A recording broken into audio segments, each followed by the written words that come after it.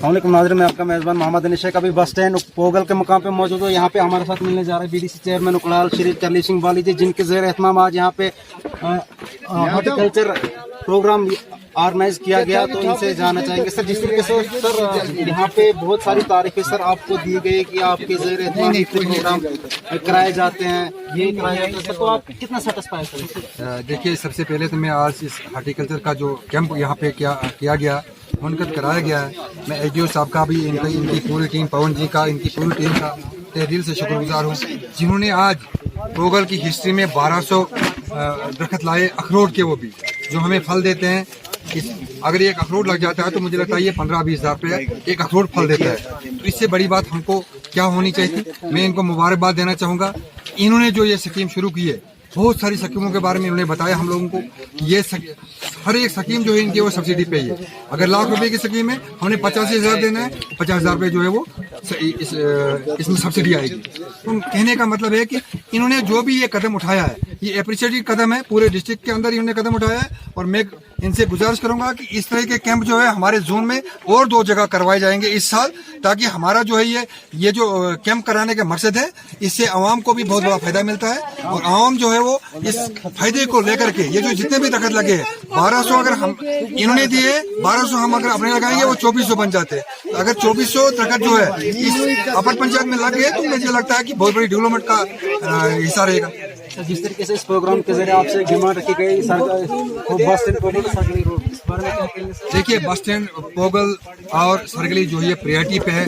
हमने इसकी DPR PMG वालों को भी उनकी तरफ से भी बन गई है, पीडब्ल्यूडी वाले भी इसको चला रहे हैं और कोशिश है जो ही पैसा आता है सेंटर की तरफ से, पहली प्रायोरिटी जो है वो पोगल से सरगली किया जाए। जिस तरीके से किसी सदी में खेलों का भी होना भी सर बहुत जरूरी है, क्या सर रोड ही वहाँ जा रही है कि वहाँ पे प्ले ग्राउंड नहीं? देखिए, मैं आपको बताऊंगा कि मैं अगर मैं 15 साल पहले की बात कहूँगा कि मैं पोगल सरगली आपका जो है ना एक बहुत खूबसूरत मुकाम है। वहाँ पे हजारों लड़के जो है वो स्पोर्ट्स के खेले जाते हैं। यहाँ पे 10-20 टूर्नामेंट साल पे किए जाते हैं। मेरी कोशिश है उस प्ले ग्राउंड को भी एक बहुत खूबसूरत प्ले ग्राउंड बनाना है और कोशिश है कि सरगली जो है वो टूरिज्म के नक्शे में आया हुआ है, उसको भी हम जल्द से जल्द उसको इम्प्लीमेंट करवाएंगे। सर जिस तरीके से सर अगर बात कीजिए रोड की, सर यहाँ पे सर पोगल परिस्थान का बहुत बड़ा, सर क्या आपको नहीं लगता यहाँ से फिलहाल तो पोगल बस सर्विस होनी चाहिए सर? ये बहुत जरूरी इशू आपने बढ़ाया अनिश जी।